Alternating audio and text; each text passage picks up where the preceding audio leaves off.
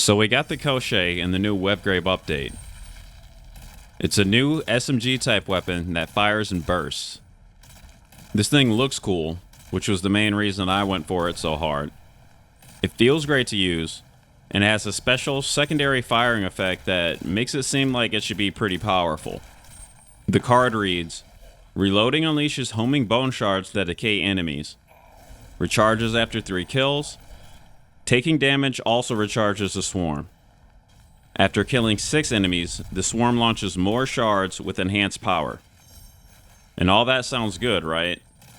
Well, you'll see. In theory, getting those 6 kills is reliable enough. Getting 3 is even easier. But in practice, I found that racking up those 6 kills won't actually be the main way you're going to power up the swarm. It's true that when you're surrounded by archers or spiders or other low health enemies such as this, you can fill up that decay meter pretty quickly. Except that you're often not surrounded by such easy to drop enemies. So taking damage with this thing will pretty much be required to release this weapon's admittedly cool secondary effect. When you're up against bosses or other tankier enemies, taking damage will be the only way to get it done. But before we go any further, let's establish what else works to power up the swarm. Kills from your rings don't work. Kills from elemental dot damage don't work. Kills from Eye of the Mad Woman don't work. Taking damage on shields doesn't work. And you can't get kills with the other weapon in hand and then switch to the Koschei and have it work that way.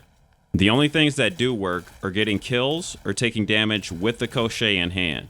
Though it does work when you get hit with your other weapon in hand and then switch back to the Koschei to release the storm, which I thought was pretty weird since nothing else seems to do the trick, but okay. I went through all that to find out that they just don't work. So in the end, I ended up doing some extensive testing to find the best combinations of weapons and items that pair best with the Koschei. I tried to pair it up with gear that won't steal the Koschei's kills, so I can release that sweet, sweet poison storm more often while in combat. So I ended up throwing the Psychopomp on this build. I tried not to. I tried a bunch of other weapons, but this one seemed to work the best for covering the weaknesses of the Koschei. I didn't want to because I feel like any build that you include the Psychopomp onto is just in danger of becoming a Psychopomp build. But here it is. And then we've got the Falling Star, which deals great spike damage to enemies and helps get the bigger enemies out of the way. We've got the Shockwave here, which works a lot better than the Frost Cone because the Shockwave works in a 360 degree and it hits all enemies around you. The Miasma also works excellently with this build. And with its special effect, enemies take increased damage the longer they're in that poison cloud, so it helps boost the damage of the Koschei. And then we've got the Braid of Seductress here. It actually took me a while to figure out that this is a great item for this build, but here we see it gives you melee damage reduction, and it freezes enemies that attack you with melee attacks, which is great. We got the Henbane, because duh, and the Ring of Excreta.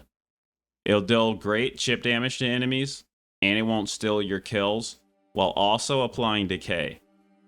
And then the Wellspring Incense, because what else are you going to use with this build?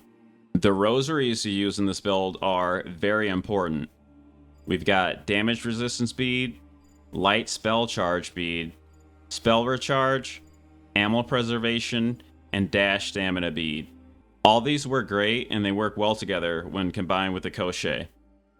I tried some other beads as well, like I tried the Health Beads and the Vigor Bead, but they just didn't do enough. They weren't really just working enough. So this is what we're rolling with. The arcana you select are also going to make a huge difference while wielding this thing.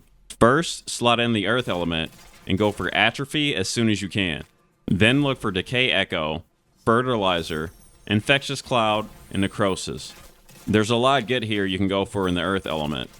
Then it's on to prophecy of lightness to fish for fast light spell and extra light spell, which will give you a total of 3 shockwaves with the Rosary beat that gives you an extra spell charge, and light spell recharge.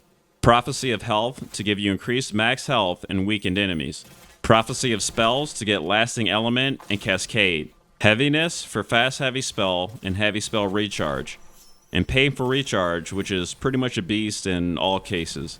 Prophecy of the bull and fish for revenge, which will be important since you're going to be taking damage with this thing to charge up the swarm. Honestly though, the last 2 slots are up to you. You can slot in Prophecy of Destruction or Serpent if you have them.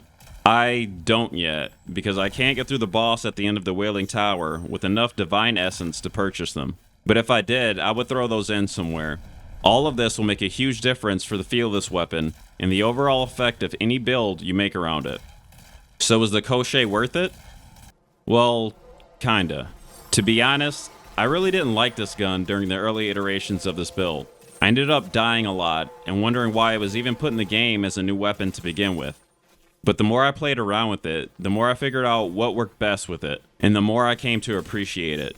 The Koschei is a weapon where the Rosaries and arcana you use will especially make a difference for your success during missions. And after all this testing, I really came to find out that your arcana really makes a huge difference on any build that you make.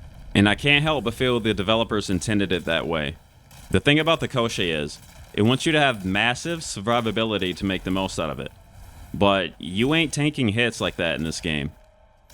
About the most survivability you can afford is the damage resistance speed, increased max health from the Prophecy of Health, atrophy from the Earth Element Prophecy, and the melee damage reduction you get from the Braid of a Seductress. Other than that, I would recommend that you really need to push for as much damage that you can muster for this thing.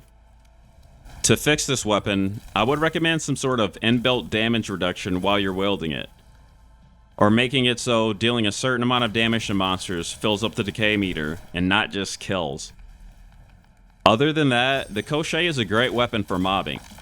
I don't want to sound like too much of a hater, so I will say that this thing is fun to use. It has a high base power, an auto magazine refill when not firing, and a unique mechanic on manual reload.